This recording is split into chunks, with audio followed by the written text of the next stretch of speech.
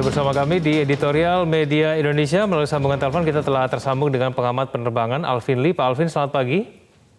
Selamat pagi, Mas Alvin. Ya, Pak Alvin, kalau kita berbicara mengenai opsi untuk menyelamatkan Garuda Indonesia, opsi apa sebetulnya yang sebaiknya diambil oleh pemerintah, Pak Alvin? Ya, itu kan opsi yang sudah disiapkan pemerintah ada 4 ya. Tapi 4-empatnya itu getir semua. Dan kita perlu ingat sebelum memilih opsi manapun, yang pertama bahwa Garuda itu adalah BUMN. Kedua, Garuda juga perusahaan TBK. Dan ketiga, ini juga mispersepsi yang luas bahwa Garuda itu satu-satunya flag carrier Indonesia. Itu tidak benar. Flag carrier ini adalah semua airlines yang registrasi Indonesia berbendera Indonesia. Dan keempat, bahwa maskapai penerbangan BUMN itu tidak hanya Garuda, masih ada Citylink dan dulu ada Pelita, apakah masih operasi atau tidak, saya tidak mengikuti. Jadi opsi-opsi ini tentunya dengan mempertimbangkan satu aspek bisnis, dua juga reputasi pemerintah, pertanggungjawaban kepada pemegang saham Garuda yang di luar pemerintahan, dan ketiga selain bisnis juga ini kepentingan pemerintah atau kepentingan negara, sebab BUMN ini kan mengusung misi bisnis dan mengusung misi pemerintah. Nah, mana yang lebih kuat? Kalau secara bisnis murni, Garuda ini sudah insolvent, sudah masuk kategori pilot ya, tapi kan ada kepentingan pemerintah di sana sehingga tidak semudah itu. Dan juga saya kira untuk saat ini sebaiknya saham Garuda itu dihentikan dulu perdagangannya, karena bisa hancur nilai saham Garuda kalau terus-terusan begini. Demikian, Mas. Ya, Pak Alvin, tapi ada opsi untuk melikuidasi. Nah, ini banyak orang yang menyayangkan mengenai opsi ini, Pak Alvin. Tanggapannya bagaimana? Iya, kita perlu ingat bahwa Garuda ini punya banyak saham di anak perusahaan, bahkan cucu perusahaan. Nah, kalau Garuda saat ini yang penting adalah melokalisir dulu masalahnya ada di Garuda dan tidak kemudian melebar ke anak perusahaan dan cucu perusahaan. Kalau untuk dilikuidasi, memang kalau murni bisnis lebih menguntungkan dilikuidasi. Membangun airline baru itu nggak perlu 70 triliun ya. Kita dengar itu Super Airjet yang barusan didirikan itu juga cukup dengan 1-2 triliun udah bisa punya airline baru kan. Ya, jadi kembali lagi untuk likuidasi dan sebagainya ini kan imbasnya kemana-mana. Tapi saran saya yang sekarang masih bisa diselamatkan anak perusahaan Garuda yang menguntungkan seperti Garuda Maintenance Facilities, Citylink itu juga menguntungkan, dan yang lain-lain itu disolir. Nah, saya juga mengingatkan bahwa pemerintah saat ini masih punya rencana untuk membentuk holding penerbangan dan pariwisata. Nah, ini bagaimana rencana pemerintah? Saya yakin pemerintah ketika menyusun rencana holding ini juga sudah tahu kondisi Garuda kan. Apakah holding ini salah satu strategi pemerintah untuk menyelamatkan Garuda?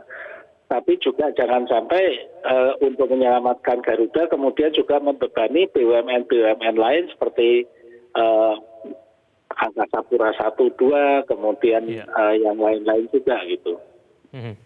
Pak Alvin, sampai berhutang 70 triliun rupiah itu ceritanya bagaimana, Pak Alvin, menurut Anda? Ya, kalau Garuda ini kan sebetulnya rugi sudah bertahun-tahun ya, dan saya juga bersimpati pada direksi yang sekarang ini karena juga mewariskan perusahaan yang beban hutangnya sudah menahun, berpuluh-puluh tahun diakumulasi, kemudian juga budaya korup di masa lalu yang sekarang ya kalau sekarang ini ya bagian cuci piring, yang pesta sudah yang lalu-lalu kan. Yeah. Dan ini bukan sekedar meninggalkan beban hutang, tapi juga budaya kerja di dalam perusahaan yang sudah terbiasa boros ya, manja dan sebagainya. Ini memang tidak mudah mengubah situasi itu. Baik. Baik Pak Alvin Lee, terima kasih telah bergabung bersama kami di editorial Media Indonesia. Selamat pagi Pak Alvin. Baik, Bang Usman, kalau mencermati mengenai pernyataan dari Pak Alvin tadi, kalau murni pertimbangan bisnis, sebetulnya tidak perlu melunasi 70 triliun rupiah tersebut. Bahkan likuidasi itu menjadi jalan terbaik kalau misalnya itu merupakan pemikiran bisnis. Nah ini berarti kan opsi ini adalah opsi yang logis ya Bang ya. Tapi kan secara bisnis ya. Secara bisnis. Tapi bagaimana Bang kalau misalnya terus akhirnya Garuda Indonesia nanti akan dilikuidasi karena pertimbangan tersebut? Iya, memang likuidasi itu salah satu dari 4 opsi yang disebut-sebut ditawarkan oleh BUMN begitu kan, Kementerian BUMN.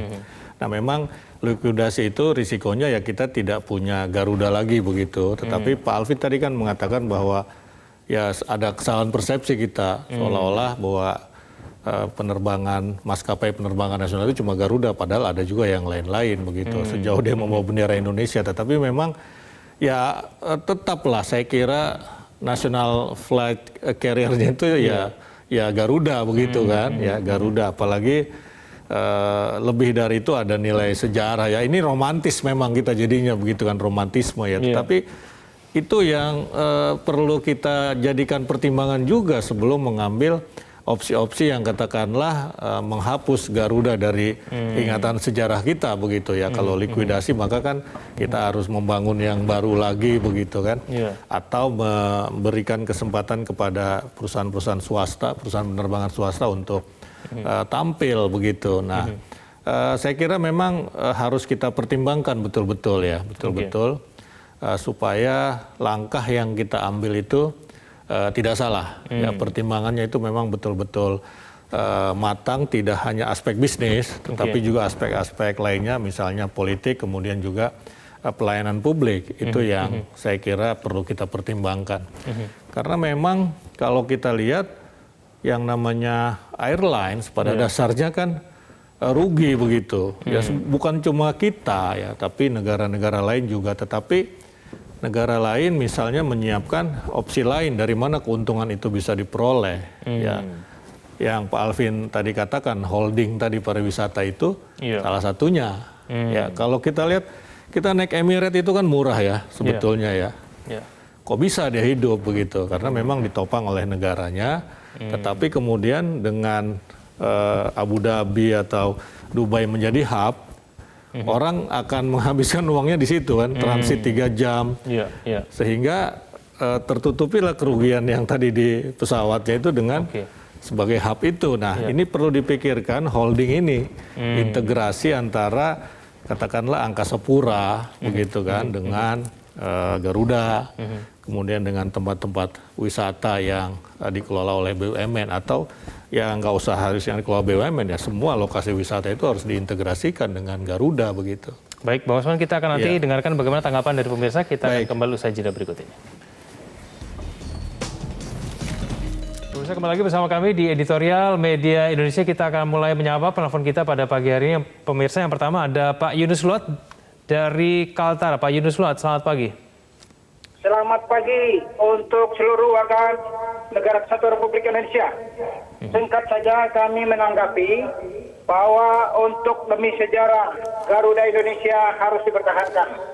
Nah, kami sependapat karena memang Garuda ini adalah lambang negara Kesatuan Republik Indonesia yang sudah kita ketahui sesuai sejarah sejak konferensi meja bundar disetujui kurang lebih tanggal 21 September tahun 1949. Itu mulainya Garuda Indonesia yang dulu awalnya adalah dengan nama Garuda Indonesia Airways, yang menjadi kapal pertama adalah Dr. E.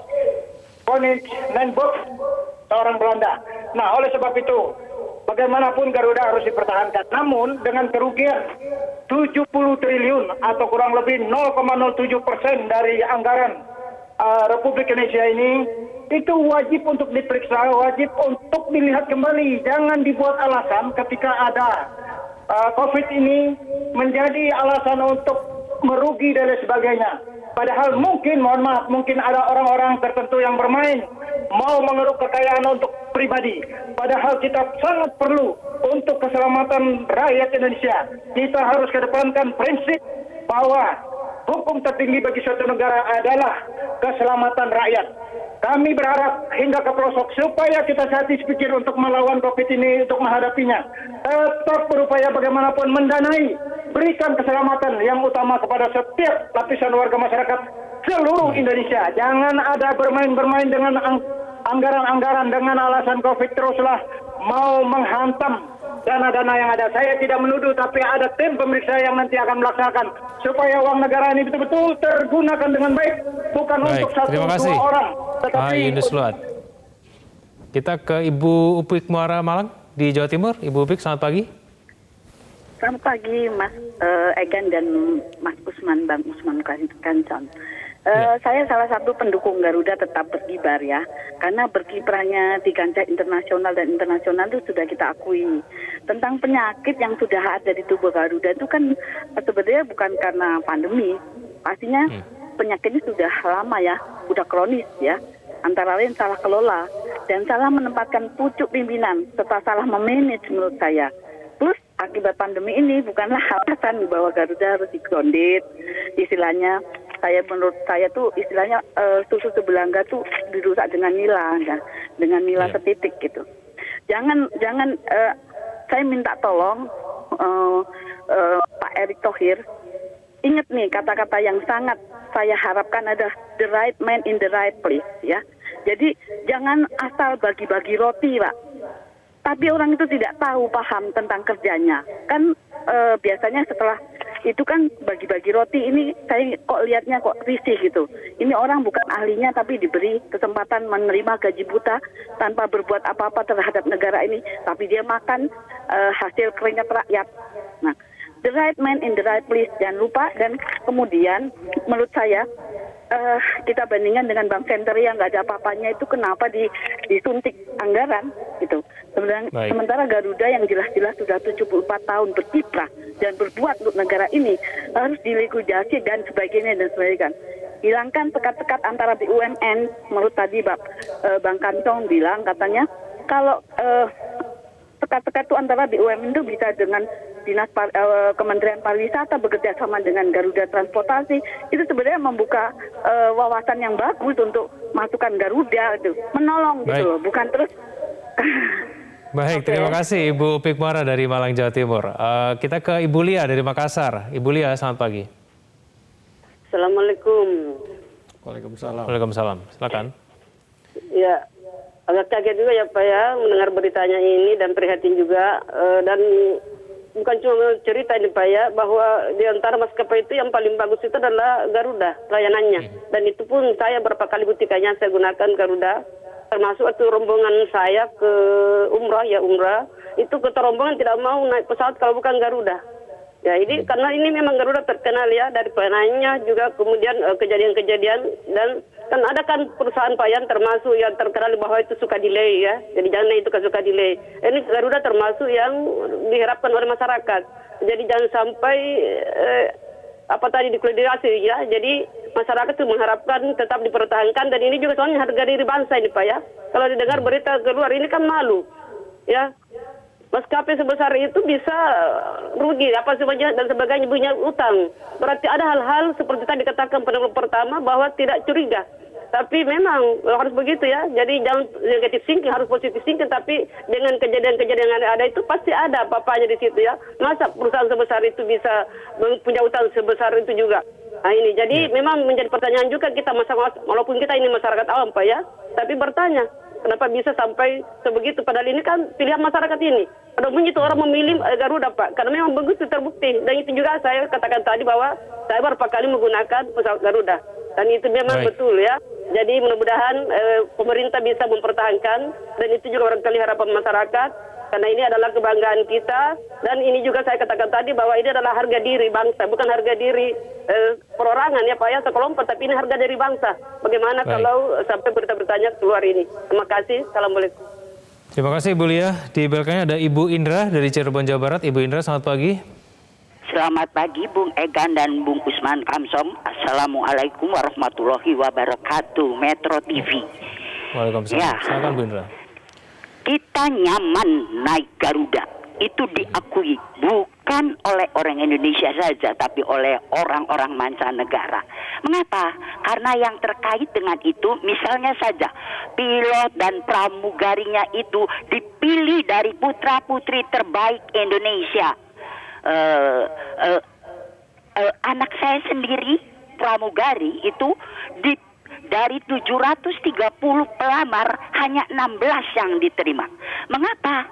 Karena gaji salary yang diberikan oleh Garuda Indonesia itu memadai.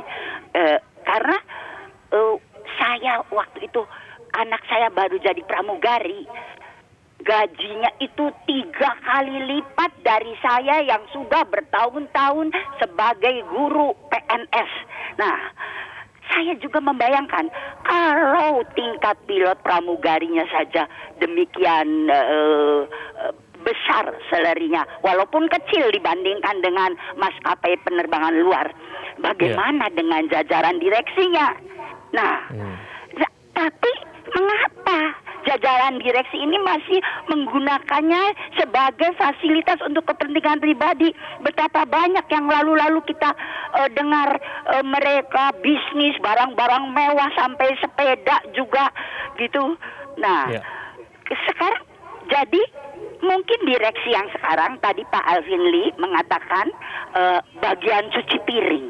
Ya, saya tidak mengerti manajemen, tapi berkaca pada sama-sama BUMN, sama-sama perhubungan. Kita tahu betapa carut-marutnya perkereta apian dulu, tapi sekarang kita sudah menikmatinya dengan nyaman.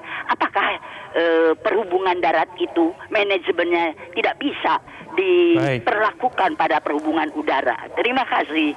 Baik, terima kasih Ibu Indra. Bang Usman, penelpon kita semuanya pada hari ini mendukung Garuda ya. Tampaknya ada kedekatan emosional begitu dengan Garuda, bahkan ada yang mengatakan ini adalah harga diri bangsa. Iya, saya kira wajar ya mengatakan seperti itu karena ada nilai sejarah ya. Ini kan dulu dari KLM kita tadi Pak siapa dari Kaltara sudah menyebutkan itu begitu. Nah, jadi apalagi kalau kita bicara ke belakang lagi ada Selawah begitu ya, bagaimana masyarakat Aceh dulu menyumbangkan hartanya, emas, uang untuk membeli Selawah begitu, dan yang menjadi cikal bakal Garuda juga sebetulnya itu. Nah, jadi artinya apa? Di balik urusan-urusan ekonomi kerugian 70 triliun, utang 70 triliun, kerugian sampai 1 triliun 1 bulan misalnya, itu ada salah satu persoalan yang tentu saja kita harus pertimbangkan, tetapi ada persoalan lain juga yang perlu juga kita pertimbangkan begitu. Memang pada saat pandemi ini banyak maskapai yang kolaps ya. Nggak usah jauh-jauh, Singapore Airlines juga kan itu kan dibantu oleh pemerintah ya. Kemudian juga Thai Airways ya. Tapi kalau kita lihat negara-negara yang tadi kita contohkan itu sebuah negara yang memang kalau naik pesawat ada ke luar negeri gitu kira-kira. Ya kita ini kan luas. Artinya kalau pasar di luar negeri memang ada problem, sebetulnya kan dalam negeri masih ada peluang di situ. Dari Jakarta ke Papua, Jakarta, Medan dan lain-lain. Kalau di Singapura ya begitu kita naik pesawat ya ke luar negeri gitu kan. Artinya pasar dia memang terbatas di situ, dan COVID ini pasti efeknya lebih besar kepada Singapore Airlines, Thai Airways misalnya, dan Philippine Airlines misalnya seperti itu. Dia memang ada kepulauan, tapi tidak seluas Indonesia. Nah sebetulnya berarti kan ada peluang di kita ini. Minimal kita melayani di dalam negeri gitu kan. Di dalam negeri tinggal lagi bagaimana manajemennya. Tetapi memang persoalannya bagaimana nih merestrukturisasi utang yang 70 triliun itu begitu kan. Tidak mudah juga gitu. Caranya bagaimana Bang? Ini kalau disebut tadi adalah pimpinan yang bagian mencuci piring. Iya. Nah ini bagaimana? Iya, memang semua pilihan ada risiko. Oke. Ya, ada risiko. Misalkan diberikan bantuan oleh pemerintah juga itu kan tetap harus dihitung sebagai utang kan begitu ya kan? Atau bisa juga saham pada dasarnya karena cuma kalau pemerintah ini kan sahamnya merah putih begitu ya. Iya. Ini dia hanya menyelesaikan separuh persoalan, tetapi kedepannya itu akan berat juga, ya itu resikonya. Kalau dilikuidasi tadi kebanggaan kita hilang, gitu. Apalagi dinyatakan bangkrut juga sama sebetulnya. Cuma kalau dinyatakan bangkrut kan berarti kewajibannya jadi lebih ringan kan begitu, pilot kan begitu kira-kira seperti itu. Nah, ini pilihan-pilihan saya kira yang memang perlu dipikirkan, ya. Tetapi bukan berarti tidak ada peluang. Tadi saya sampaikan bahwa ini masa yang bagi kita, kalau kita jeli melihat ini peluangnya besar. Bagaimana kita mengefisiensikan, mengefektifkan jalannya sebuah perusahaan. Misalnya tadi dengan holding pariwisata itu tadi begitu. Karena kan yang kita pikirkan bukan pada saat ini saja, pada saat pandemi saja, tapi pandemi cepat atau lambat para ahli mengatakan akan selesai lah, ya kan? Setelah itu apa yang mesti kita lakukan itu? Salah satunya holding itu tadi, gitu kan? Nah inilah kesempatan minimal cetak birunya lah, kalau tidak bisa dilaksanakan sekarang karena masih pandemi begitu. Oke baik, Bang Usman kita jeda dulu. Pemirsa jangan kemana-mana, kami akan kembali usai jeda yang satu ini.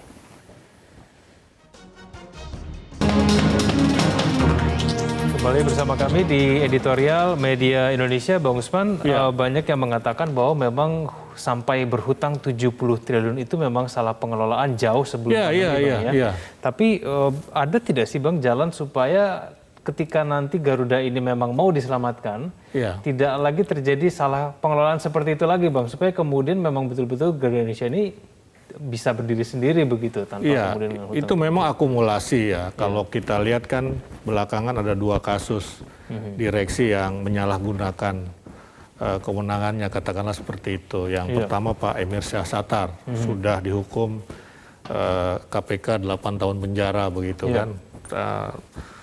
Pak Emir dulu banyak menyewa bombardir yang di markup dan ternyata pesawat itu juga tidak begitu efisien. Itu biaya operasional sangat tinggi karena bahan bakarnya kebutuhannya luar biasa begitu. Yang kedua Pak Ari Askara kan begitu. Ada kasus-kasus yang membuat kemudian dia diberhentikan begitu kan. Nah, saya kira memang ini adalah akumulasi dari 2 kasus itu saja. Kita tidak tahu belakangnya lagi seperti apa begitu kan. Nah, karena itu memang direksi sekarang betul kata Pak Alvin, kita harus apresiasi. Ya cuci piring begitu kan. Nah, persoalan bisa atau tidak bisa saya kira berat kalau 70 triliun memang. Berat sekali, memang berdarah-darah begitu kan. Nah karena itu harus ada mekanisme. Saya kira siapapun direksinya tidak mampu kalau utangnya sampai 70 triliun. Kalau kerugian operasionalnya 1 bulan 1 triliun. Tidak akan mampu itu. Ya karena itu perlu jalan-jalan lain, dukungan negara dalam hal ini katakanlah seperti itu, atau pemegang saham lainnya, ya supaya paling tidak mengurangi utang 70 triliun. Restrukturisasi utang juga itu salah satu cara, terutama utang ke bank-bank BUMN. Misalnya kalau kita lihat BUMN lain Krakatau Steel itu kan restrukturisasi utang itu bagus begitu, atau perusahaan-perusahaan BUMN lain. Nah, jangan-jangan beberapa mekanisme atau opsi itu bisa kita ambil berbarengan, ya berbarengan. Pemerintah memberikan anggaran lagi, artinya utang baru, tapi ada restrukturisasi utang terutama ke bank-bank BUMN atau bank swasta lainnya, begitu kan? Nah, tidak tunggal begitu loh. Jangan-jangan 2 opsi itu bisa kita ambil, ya, daripada kita nyatakan likuidasi ataupun bangkrut, gitu loh. Karena juga yang mengatakan begini, Bang Usman, ini kalau misalnya memang Garuda Indonesia mau betul-betul menguntungkan begitu, dia betul harus merubah model bisnisnya secara 180 derajat begitu, Bang. Ya itu tadi, ya model bisnis tadi yang airlines itu rata-rata rugi kalau mau apalagi dengan adanya pesawat-pesawat murah itu ya kan, pesawat murah. Nah, harus ada mekanisme lain lewat anak atau cucu perusahaan dia bisa menjawab untuk keuntungan. Lewat integrasi dengan bandara, dengan angkasa pura misalnya, dia bisa mendapatkan keuntungan seperti tadi saya contohkan. Misalnya Emirates itu kalau kita lihat pesawat itu murah jatuhnya. Kita tidak mungkin dengan ongkos seperti itu kita bisa terbang ke berbagai negara dengan Emirates dengan pelayanan yang prima misalnya. Tapi kan dia tadi saya sampaikan orang spend duitnya di bandara, di angkasa puranya kira-kira begitu kan. Nah, dengan integrasi itu akan bagus dan dia memang ya bikin paket-paket wisata kemudian jadi apa namanya terintegrasi di situ gitu loh. Ya memang rugi kalau nggak disupport oleh pemerintah itu airlines itu. Tapi ada yang bisa menggantikan Garuda Indonesia tidak sih Bang? Kalau nih kita bicara skenario terburuk begitu ya, di likuidasi begitu. Mungkin memang banyak perusahaan flag fire yang lainnya, tapi memiliki sejarah histori maupun kemudian seperti Garuda. Ya saya kira tidak dalam arti image brand begitu ya. Itu memang sulit ya, sulit. Untuk ada yang katakanlah kita likuidasi Garuda kemudian kita bikin perusahaan baru atau perusahaan swasta nasional mengambil alih itu memang sulit begitu kan. Kalau betul-betul meniru atau brandnya sama dengan Garuda gitu ya. Nah karena itu kita coba pertahankan. Kita ingat juga dulu rame dulu Hotel Indonesia misalnya begitu kan. Ya itu kan BUMN juga. Ya itu kita pertahankan juga begitu kan. Dengan berbagai cara melibatkan asing, perusahaan asing dan lain-lain. Saya kira berbagai opsi itu bisa kita pikirkan begitu. Yang penting saham terbesarnya kan punya negara, punya negara. Itu saya kira ya dua opsi bisa kita pilih bersama-sama. Yang penting kalau masyarakat tadi penelpon kita paling tidak kan, itu bilang jangan sampai likuidasi, jangan sampai bangkrut begitu kan. Mungkin kalau disurvei saya kira sama lah. Sebagian besar ingin mempertahankan Garuda terlepas karena romantisme, karena yang sifatnya emosional, tidak rasional. Karena rasional, kalau rasional udah selesai itu Garuda begitu kan. Tapi memang kenyataannya kalau kita menaiki pesawat Garuda itu rasa lebih nyaman dan aman begitu. Iya memang. Dan kemarin saya baru naik Garuda ya dari Surabaya ke Jakarta, tidak ada yang kurang. Kendati isu Garuda ini, isu utang Garuda, isu kerugian ini pasti didengar juga oleh kru. Pelayanannya nggak ada yang kurang, kecuali karena memang pandemi ya. Ada keterbatasan, tapi karena pandemi. Tapi relatif semua berlangsung seperti biasa. Ini kan artinya ya kru Garuda itu bekerja sepenuh hati begitu. Ya sepenuh hati di tengah terpaan isu ini. Artinya apa? Mereka juga masih pengen bekerja. Serikat karyawan di berita media hari ini juga kepingin ya adalah opsi mereka ingin ketemu Presiden Jokowi katanya gitu. Itu harapan kita bersama Bung Usman. Semoga kemudian tidak dilikuidasi, dicarikan jalan terbaik. Terima kasih Bang Usman telah bersama kami pada hari ini. Selamat pagi Bang Usman. Pemirsa, setiap pilihan ada konsekuensinya termasuk dalam menyelamatkan Garuda. Jika harus melikuidasi Garuda Indonesia berarti sama saja menghapus sejarah. Pilihan paling rasional ialah pemerintah terus mendukung Garuda melalui pemberian pinjaman ekuitas. Pilihan itu mesti diikuti dengan perombakan manajemen agar Garuda dapat terus terbang tinggi. Terima kasih Anda telah menyaksikan editorial Media Indonesia. Terima kasih.